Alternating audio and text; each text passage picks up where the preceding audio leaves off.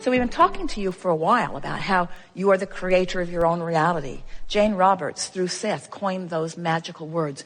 You create your own reality. You create your own reality. You create your own reality. But who is you?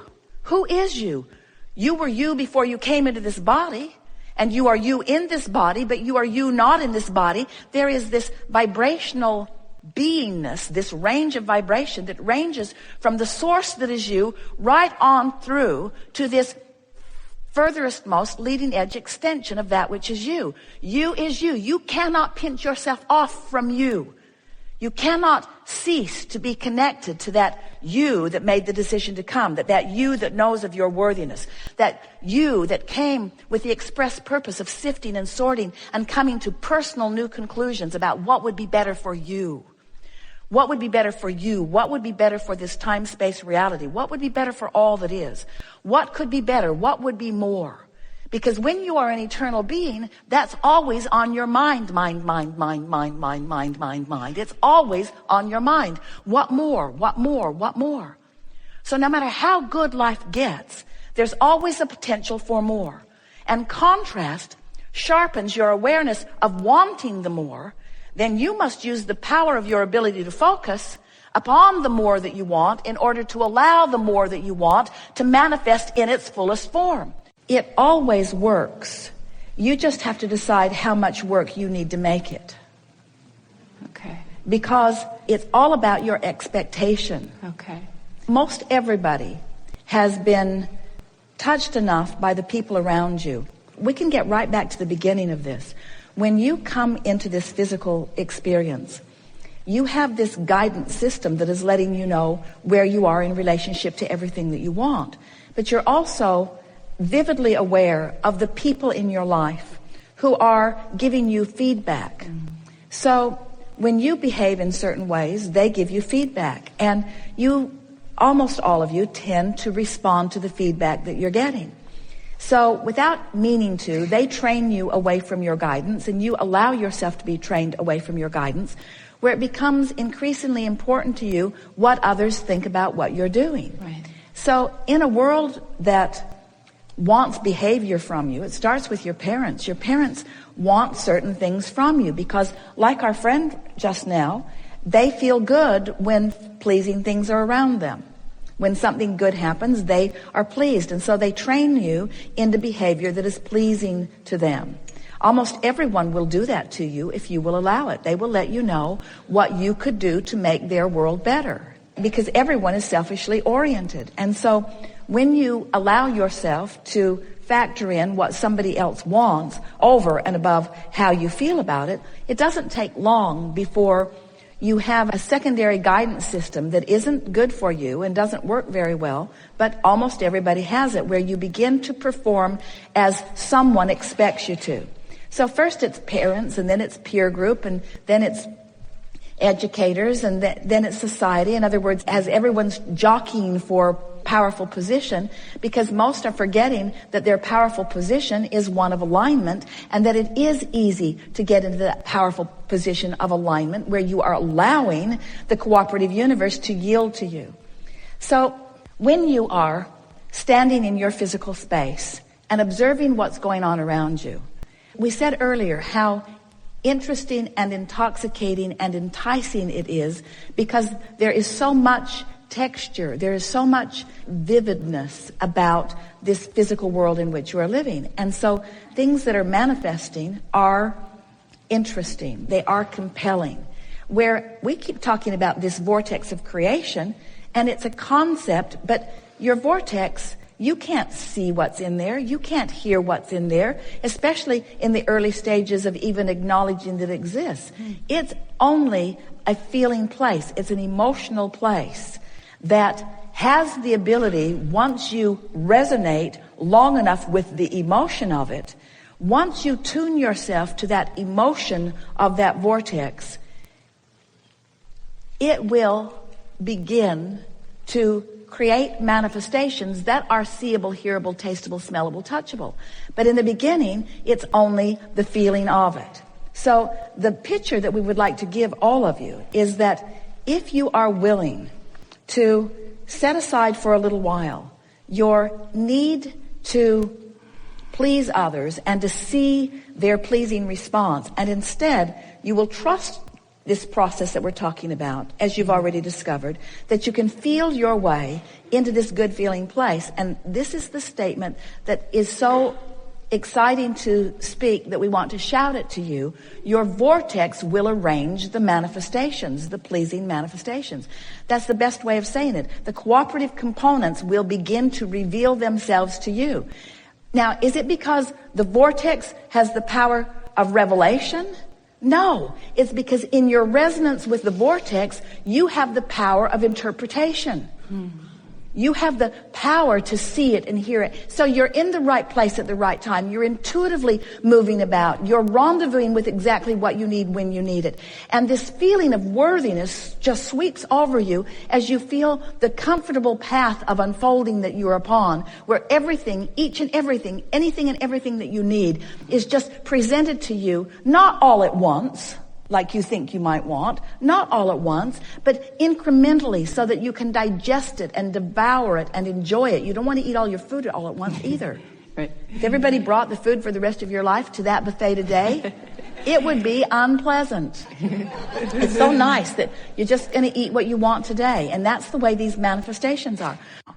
So what do you think your inner being, or Abraham, what do you think the source within you, how would you describe our manifestational experience? As emotional. In other words, what do you think it is like for non-physical? Do you think we're driving cars around? Do you think we're adding on to our house? Do you think we're writing memoirs, writing books? Just try to imagine what the perception, what is the perspective of source energy? It's an emotional experience. It's what you all want. In other words, it's the party you're all on your way to. It's the joy you all seek. It's the allowing of an understanding of love and worthiness, which is at the basis of every single thing that you all want. In other words, we are living the ultimate manifestation. This is what we want to convince you of. If we can convince you that the manifestation that you seek is to hook up with the manifestation that we live, then you'll have it figured out. So you sift through the contrast and you know what you don't want, which causes you to know what you do want. And we're not even talking about the words that you speak, like I'm sick and I want to be well, or I don't have enough money and I want more money. Sure, that's all part of it. But we're talking about the in-the-moment experiences that you have all day, every day, where more just erupts for you, where the newer idea comes. It comes to you all day, every day, and it is born out of the contrast that you are living, because contrast is what causes all of us to be able to focus. Without contrast, you could not even see with your eyes.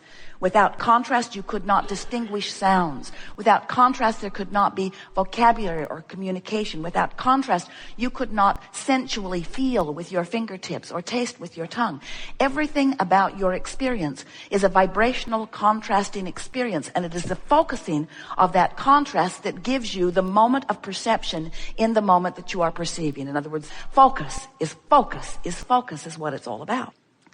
So here you are, leading edge consciousness out here, focusing on variety, knowing what you don't want and knowing what you do want, and sending off these rockets of desire. Not just the words you speak as you make your statements or your goals or you pray your prayers for solutions, but you are asking, sending these rockets out, and the source within you, the non-resistant, always ready, up to speed, who you were before you came, but always up to speed with who you've become, inner being part of you, receives the fullness of each and every new request and becomes it completely.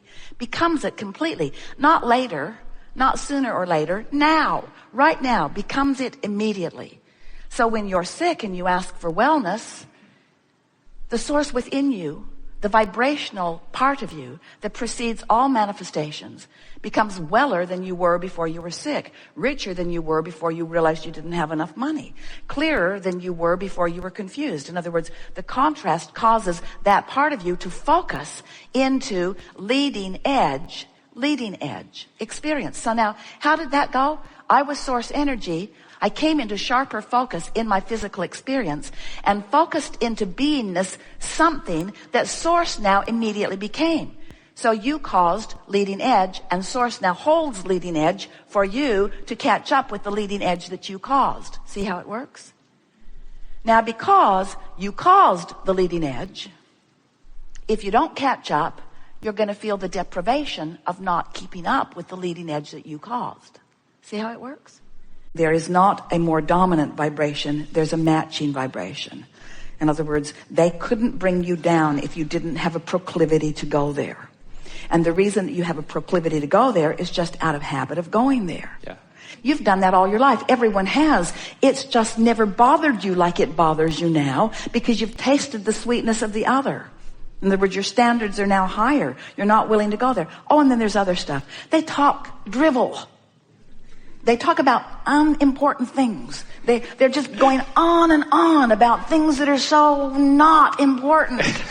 In other words, there's so many more meaningful things that you could be talking about than the things that most people are talking about because they're not knowing what you're knowing. So when you relax and acknowledge that they're all where they are and it's perfect where they are, and they're living the life that they're living, and you are in complete rapturous adoration of whatever it is that they are living, because it's all contributing to what you're putting into your vortex, then it all gets soft. And you find yourself just loving them all, even if they're not loving you. And that's where freedom really breaks loose for you. Freedom of resistance, which is the only freedom that there ever is freedom from resistance. When you're able to love someone who isn't loving you, then they must come to your level if there is to be an interaction. Which means if you're steadily here, they can't show up at the same hostel with you, because one who's connected to this stream, one who's in this vibrational place, is more powerful than millions who are not, you see. So now, if you were just coming to the chair now and you were wanting to have this conversation, how would it sound now? I like being who I am, and often I am. And I want to be who I really am more often. When you get it, do you get it? That you have this vibrational relationship that equals your mood. And if you will make this vibrational relationship your primary concern, if you will make it what you care about, if you will stop saying world or universe or God or Abraham or mother or lover or employer or employee or friend, if you will stop saying, give me something that makes me feel good so that I can feel good because I want to feel good, and after all you sort of owe it to me to give me something to make me feel good because I want to feel good. If you'll stop saying that, meaning that, feeling that, and instead you'll say, it is my responsibility to conjure a framework of thoughts that causes me to feel a little better now and a little better now and a little better now. If you will show yourself your ability to manifest the emotion without demanding a condition to change first, now you've got it. Because once you achieve the vibrational stability of feeling good anyway, the condition has to change. Friends, what we really want to say to you is, it's easier than you've been making it out to be. But you don't try very hard until you feel desperate. But when you're desperate, then it's a little bit harder, because then you've got all that manifestation that you have to overcome. But it really is an easy thing. These things we know about you. You are source energy in physical bodies, here intending not just occasionally, not just at the basketball game, not just at the football game in the moment of the touchdown of the team that you've bet your money on, not just at those peak moments. You have intended to experience bliss and joy and satisfaction and peacefulness and contentment and invigoration and passion, or some version of all of those things in every moment of every day. You are powerful, genius, brilliant creators, and the source within you is reveling on that wavelength and having those feelings all day, every day. And when you feel less than that, it's only because you're focused in a lesser vibration than you are worthy of, a lesser vibration than you deserve. Life is supposed to be fun. It's supposed to be fun. When you meet people, you're supposed to like them. When you listen to people, you're supposed to find interesting things. In every moment, there is the potential of a succulent